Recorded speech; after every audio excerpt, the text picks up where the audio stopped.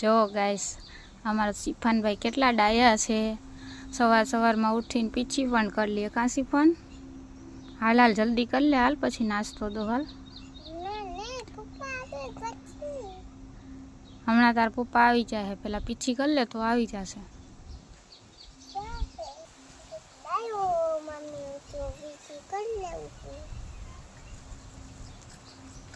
જો અમારા સિફાનભાઈ પીછી કરી લે, કેટલા ડાયા છે।